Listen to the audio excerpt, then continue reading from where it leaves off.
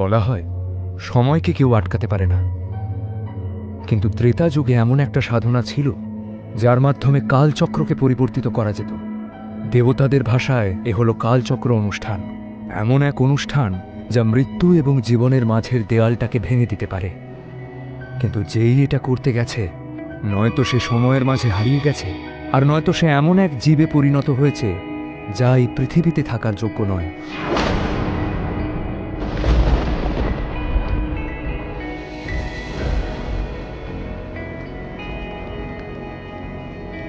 রাঘব ভেজা কাপড় পরে কাঁপা কাঁপা হাতে গাড়ি থেকে বেরোল। সামনে বসে আছে এক অঘরী, বিরাট বড় জটা, ভস্য আবৃত শরীর আর চোখ বন্ধ। আমি শুনেছি আপনি মৃতদের ফিরিয়ে আনতে পারেন।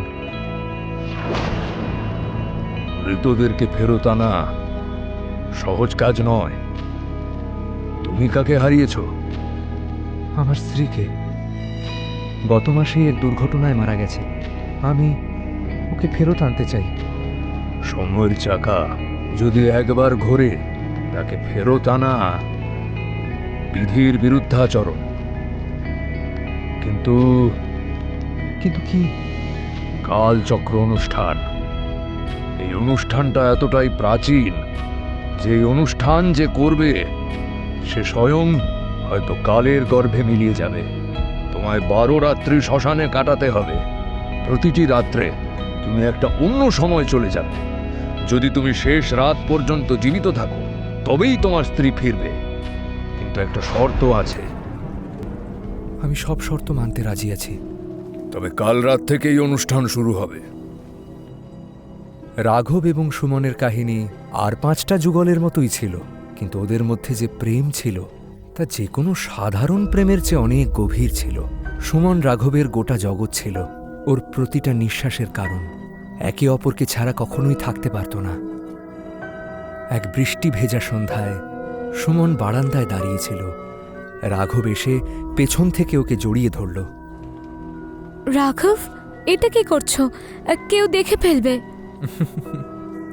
তাতে কি হলো? গোটা জগতের তো এটা জানা উচিত যে আমি তোমায় কতটা ভালোবাসি। আচ্ছা, আর কতটা ভালোবাসো?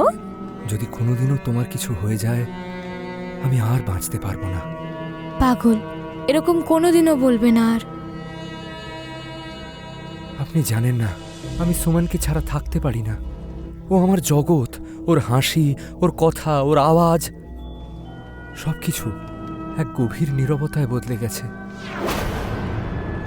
প্রেম সবচেয়ে বড় শক্তি। কিন্তু তুমি কি জানো তুমি কি চাইছো? হ্যাঁ, আমি জানি আমি প্রকৃতির নিয়মের বিরুদ্ধে যাচ্ছি, কিন্তু আমার কাছে সুমনকে বাদ দিয়ে জীবন আর মৃত্যুর কোনো পার্থক্য নেই। অঘরী কিছুক্ষণের জন্য শান্ত হয়ে যায়, তারপর এক মুষ্টি ভস্য যজ্ঞকুণ্ডের দিকে ছুড়ে দেয়। অগ্নিশিখা আচমকা বেড়ে ওঠে, যেন কোনো ছায়া সেই অগ্নি থেকে নির্গত হতে চাইছে। যদি তুমি সত্যিই তৈরি হয়ে থাকো, তবে শোনো, এটা কোনো সাধারণ অনুষ্ঠান নয়। প্রতি রাতে তোমায় সময়ের ধারার মধ্যে প্রবেশ করতে হবে। যা তুমি দেখবে সেটা কেবল ভূতকাল নয়, বরং ভবিষ্যতও হতে পারে। তুমি কি প্রতিটা সত্যকে গ্রহণ করতে প্রস্তুত? সত্যি?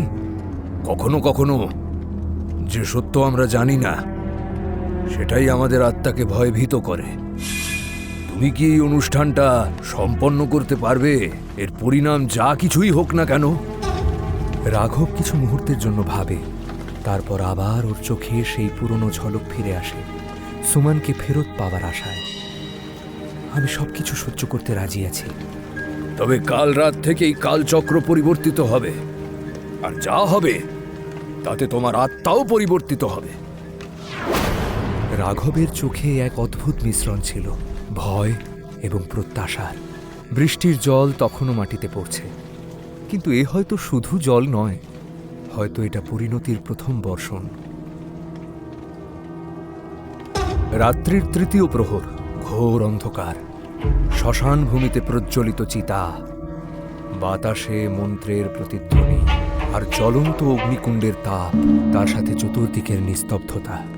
কিন্তু মাঝেই বসে আছে সেই অঘরী, যে সেই অনুষ্ঠানের সাধনায় লীন হয়ে আছে।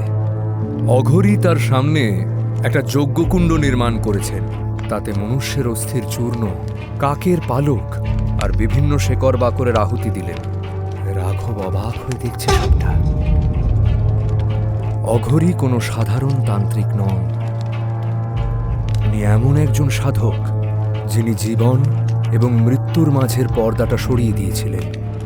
ওনার মন্ত্রশক্তির মাধ্যমে আশপাশে কম্পন আরম্ভ হয়েছিল, সেটা রাঘব বুঝতে পারছিল। রাঘব, এই অনুষ্ঠানটি সামান্য নয়। এটা সম্পন্ন করার আগে তোমার কিছু নিয়ম জানা উচিত। সময়ের ধারার সঙ্গে খেলা মানে মৃত্যুকে আমন্ত্রণ করা। এই অনুষ্ঠানে মোট 12টা রাত্রি ব্যতীত হবে। প্রতি রাতে তুমি অন্য একটি সময় প্রবেশ করবে, কখনো অতীতে, কখনো ভবিষ্যতে। যা তুমি দেখবে তা বোঝার চেষ্টা করবে না, তাকে গ্রহণ করবে। কিন্তু যদি আমি অসফল হই তবে? যদি তুমি এই অনুষ্ঠান অসম্পূর্ণ রাখো, তাহলে সময়ের ধারা তোমাকে তার গর্ভের দিকে টেনে আনবে। না তুমি জীবিত থাকবে আর না মৃত। আমি কি সুমনের সাথে কথা বলতে পারবো? হয়তো, কিন্তু মনে রেখো, যে ফিরে আসে সে সেখানেই থাকে না। যদি সুমন ফিরেও আসে, সে কি তেমনটাই হবে যাকে সত্যি তুমি একদিন হারিয়েছিলে? আমি সব পরিণামের জন্য প্রস্তুত। তবে এই অনুষ্ঠান শুরু করা যাক। অঘরী তার বুড়ো আঙুল কেটে কিছু রক্তের ফোঁটা ছিটিয়ে দিলেন অগ্নিকুণ্ডে। তার সাথে তার মন্ত্রোচ্চারণ তীব্র হয়ে উঠল। অগ্নি ভয়ঙ্কর রূপে প্রজ্বলিত হওয়া শুরু করল। হঠাৎ রাঘবের চোখ খোলে। সে একটা পুরনো মহলে দাঁড়িয়ে আছে। চারিদিকে ধুলো এবং জঞ্জালে ভরা দেওয়াল। একটা হালকা হাসির শব্দ শোনা যায়, সুমনের হাসি।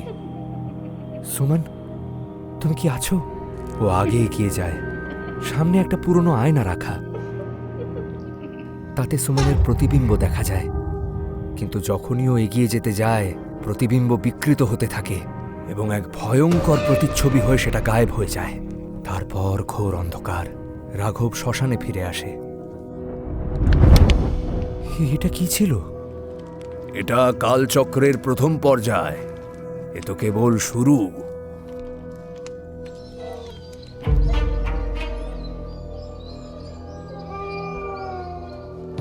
অনুষ্ঠানের দ্বিতীয় রাত্রে রাঘব এক গুহার মধ্যে পৌঁছয়। সেখানে কিছু সন্ন্যাসী বসে রয়েছেন। তারা এক অজ্ঞাত ভাষায় কথা বলছে।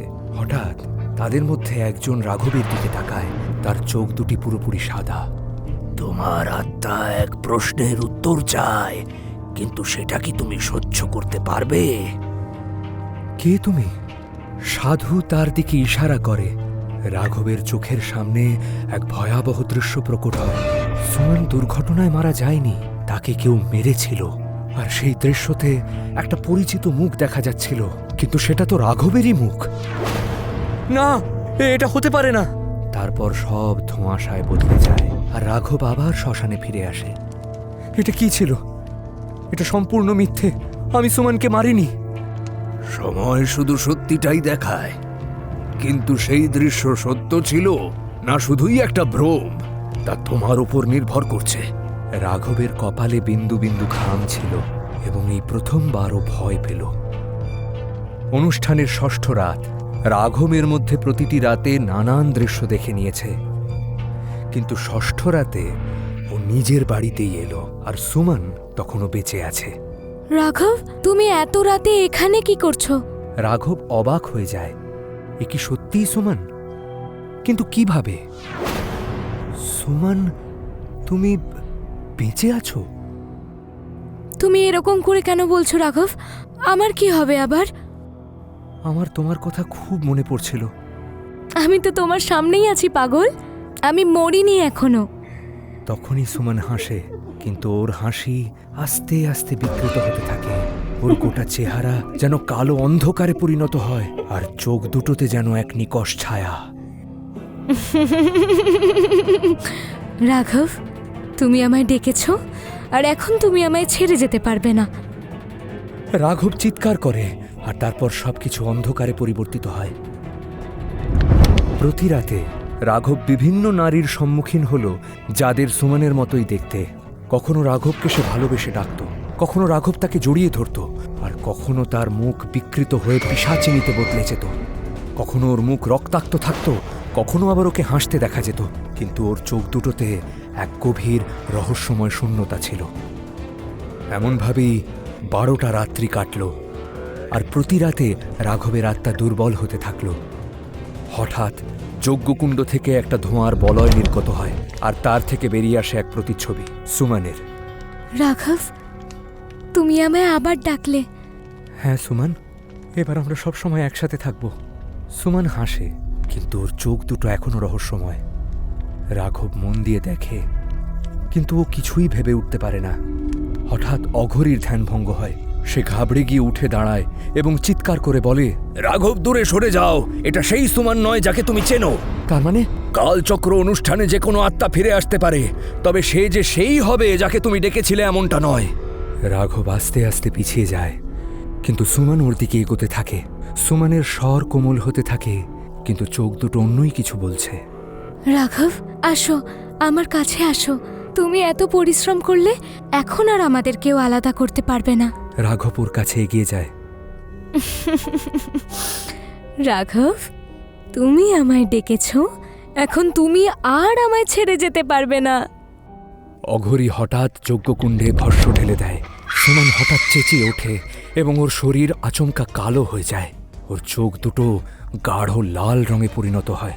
সুমন, এটা কোনো আত্মা নয়, এটা একটা রাক্ষসী, যে সুমনের রূপ ধরে তোমার কাছে এসেছে। যদি তুমি এখন ওকে আপন করে নাও, তবে তুমিও সেই অভিশাপ প্রাপ্ত হবে। রাঘবের চোখের সামনে সুমনের চেহারা বিকৃত হতে থাকে। ওর হাড়গুলো গুড়িয়ে যায়, শরীরটা লম্বা এবং বিকট হয়ে যায়। এটা হতে পারে না। আমি তো শুধু সুমনকে ফেরত পাওয়ার জন্যই এসব করেছিলাম। অঘরী তখন একটি মন্ত্র পড়ে এবং হাওয়ায় কিছু একটা নিক্ষেপ করে। সুমন চিৎকার করে, আস্তে আস্তে জ্বলে পুড়ে ছাই হয়ে যায় এবং তারপর অদৃশ্য হয়ে যায়। রাঘব নতজানু হয়ে বসে, ওর চোখে জল, কিন্তু ওর ভেতরে তখন শূন্যতা। অঘরী ওর দিকে তাকায়, তার চোখে কোনো দয়া নেই, কেবল কঠোর সত্যের প্রতিচ্ছবি। যে একবার চলে গেছে, তাকে ফেরত নিয়ে আসার প্রয়াস সব সময় বিনাশকারী হয়। তুমি প্রেমের জন্য এটা করলে, কিন্তু এখনো প্রেমের সত্য অর্থটা তুমি জানো না। তো সুমন কি সত্যি কখনো ফিরতে পারবে না? কালচক্রকে পরিবর্তিত করার চেষ্টা যে করেছে, সে শুধু আক্ষেপ ছাড়া আর কিছুই করেনি। মৃত্যু এবং জীবনের মধ্যে সব সময় একটা সমভাব থাকা উচিত। রাঘব তার চারপাশটা একবার দেখে। শ্মশানের জ্বলন্ত চিতাগুলো এখনো ততটাই শান্ত, যেন কিছুই হয়নি, কিন্তু ওর মধ্যে সব কিছু শেষ হয়ে গিয়েছিল। মৃত্যু একটা অটল সত্য, একটা পবিত্র অবস্থা, যাকে প্রেমও বদলাতে পারে না। যে চলে গেছে তাকে ফেরত আনার প্রচেষ্টায় রাঘব এটাই শিখল যে জীবন আর মৃত্যুর কালচক্র নিয়ে খেলা কখনো শান্তি নয়, অরাজকতাই নিয়ে আসে। সত্যিকারের প্রেম শরীরের প্রতি নয়, মনের অনুভূতির প্রতি হওয়া উচিত, যা আমাদের মনে সব সময় থাকে। একে অপরের স্মৃতি নিজের অন্তরে ধারণ করাই প্রেম, একে অপরকে অধিকার করা প্রেম নয়।